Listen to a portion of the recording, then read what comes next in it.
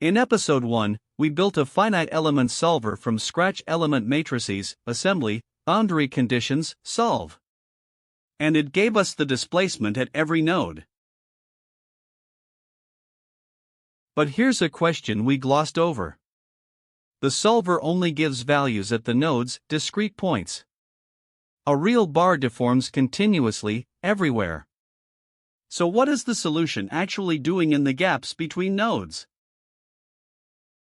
Something has to connect the dots. And that something, the rule for filling the space between nodes, is the most important idea in all of FEM. It's called the shape function. Take one element, with a node at each end.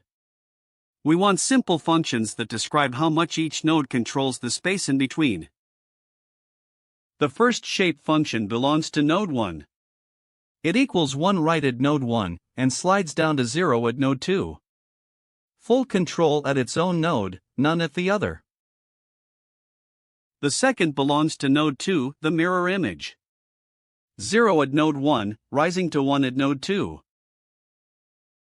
And here's their first crucial property: at every single point, the two add up to exactly 1. Together they always account for the whole. This is called partition of unity. Now we can answer the gap question. The solution anywhere inside the element is just the two nodal values, blended by their shape functions. Near node 1, and 1 dominates; near node 2, and 2 does. That's how FEM fills the space.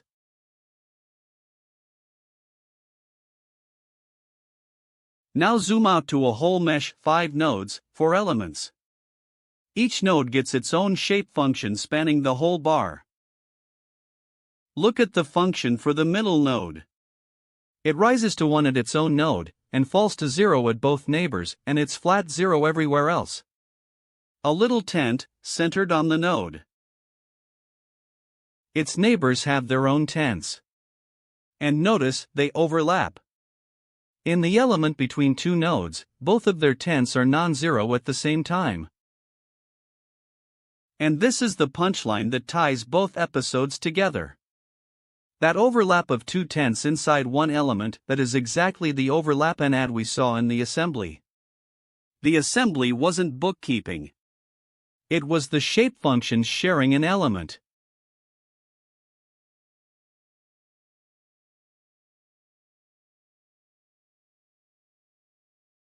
In episode 1, we got the element stiffness matrix by treating the element as a spring, pure physical reasoning, no calculus. Now let's see it emerge a completely different way. Strain is the derivative of displacement. Since displacement is the shape function blend, strain is the blend of their derivatives. And those derivatives are dead simple: -1 over L, and +1 over L. The stiffness is then the integral, over the element, of EA times those derivatives multiplied together. The derivatives are constant, so the integral is trivial. Carry it out, and the very same matrix appears, exactly the one we got from the spring picture. That's the quiet beauty of FEM. The intuitive spring and the formal integral aren't two methods, they're one truth seen from two sides. The shape functions are what connect them.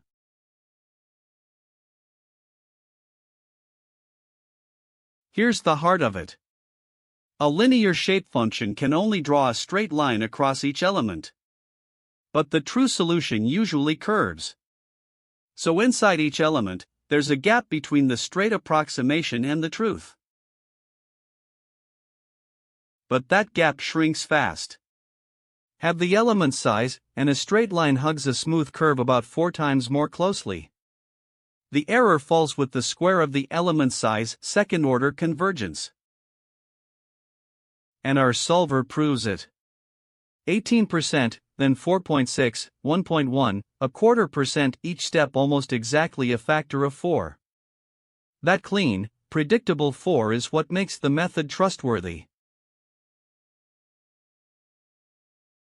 So now we have the whole picture, how the method works, and why it converges.